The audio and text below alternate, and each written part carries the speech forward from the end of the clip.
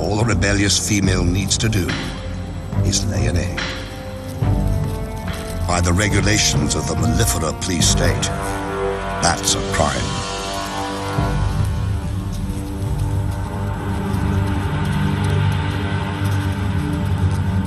One bee is breaking the law. She deposits an egg in what she hopes is safety. If they thought they could get away with it, half the bees here would do the same.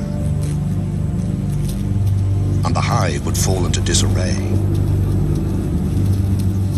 That's why police bees make their rounds, searching for evidence of insurrection.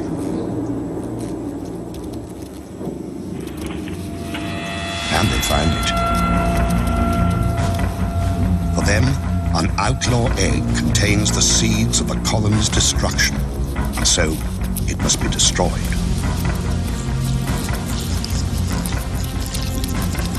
And to drive the lesson home, they brutalize the offender, keeping the hive safe and the queen's position secure.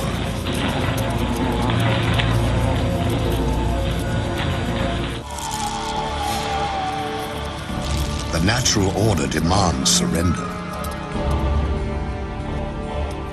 But in other realms, something far worse awaits.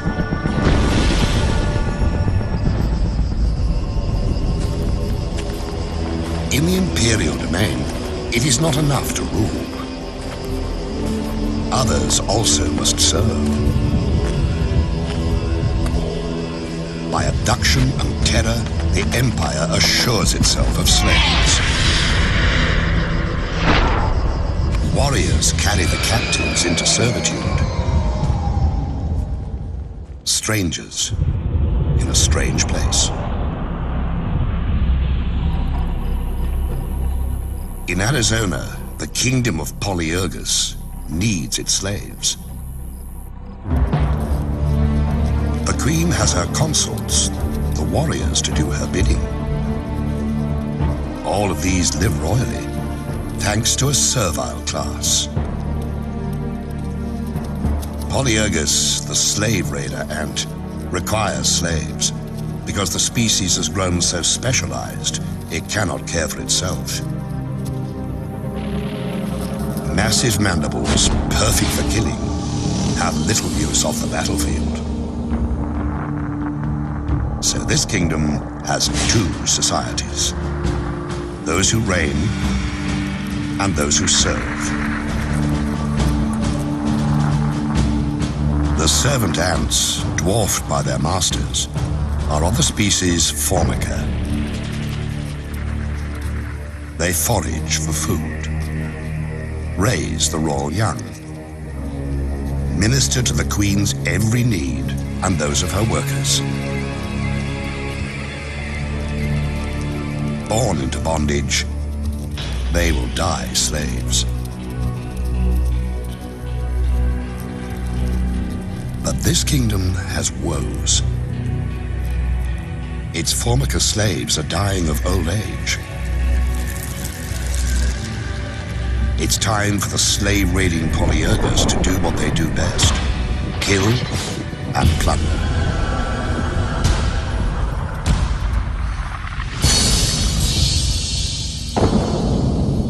A scout has found the Formica nest.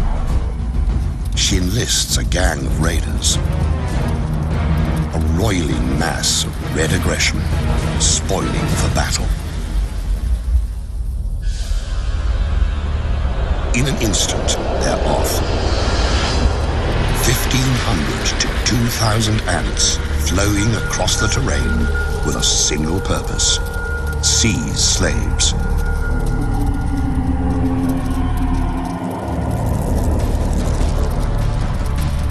Streaming into the Formica nest, the Polyergus raiders unleash hell. They kill, but only when need be.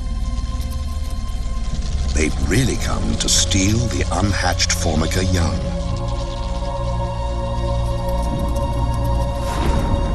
In a chilling display of single-minded oppression, Polyergus raiders blow past the startled Formica to grab as many pupae as they can. It's not unusual for raiders to carry off 500 to 800 new slaves, decimating a colony.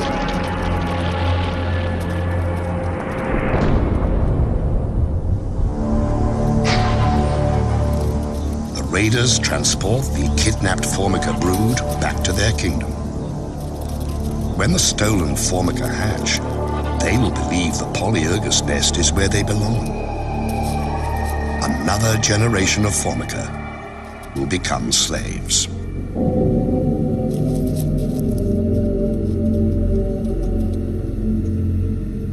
At the wrecked Formica nest, the queen roams amid the ruins, her offspring abducted and enslaved.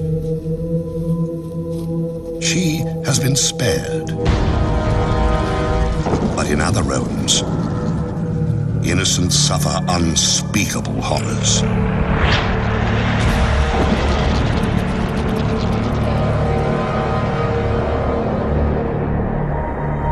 Some kingdoms steal youngsters to enslave them.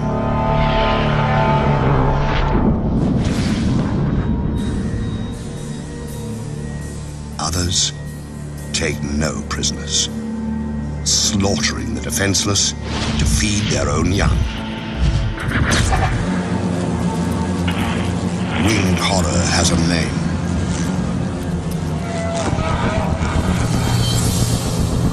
Mandarinia, the giant hornet.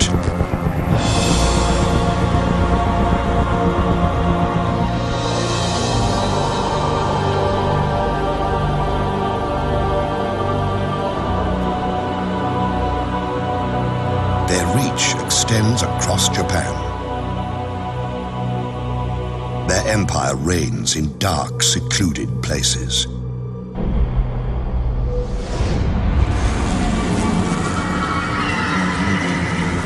These hornets are at the peak of their powers. Their queen is vigorous. Her workers are strong. Her fighters are many. Her brood chambers are full to bursting. Everywhere, mouths to feed.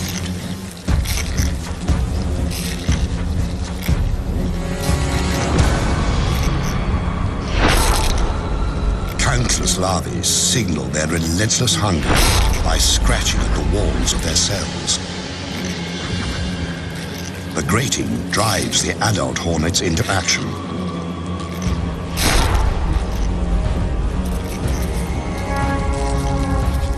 They have to feed the babies, and hornet babies live on flesh, ground into meatballs, and delivered by their caregivers. The larvae must feed constantly, so a single scout takes wing, ranging far afield to find fresh meat. At nearly 8 centimeters long, giant hornets are superb killers. Sharp talons seize prey. Powerful jaws sever limbs and decapitate victims. Compound eyes detect the slightest movement. And this scout has found a fat, defenseless target. A hive full of mellifera, European honeybees. The scout marks it with pheromones.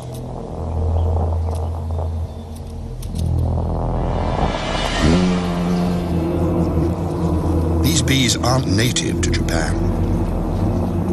They arrived during the last century, imported because they produce more honey and are less combative. Because the alien bees didn't evolve with the giant hornets, they have no way to fight an attack.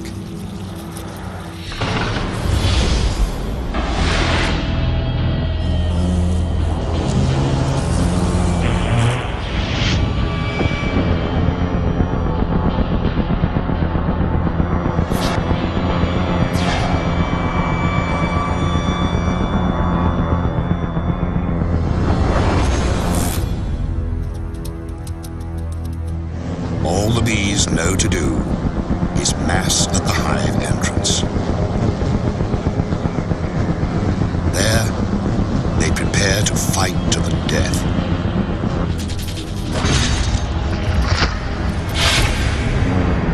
The hornets are 5 times the honeybee's size, and many times more willing to kill.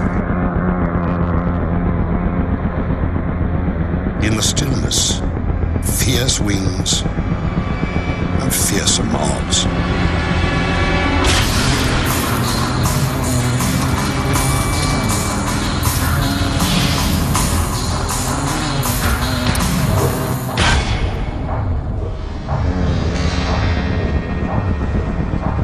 Valor has no place here, and yet the brave bees will not surrender or flee. They will kill a hornet or 2, but what is one dead hornet when so many live? Reveling as they do in the deaths of bees by the thousand.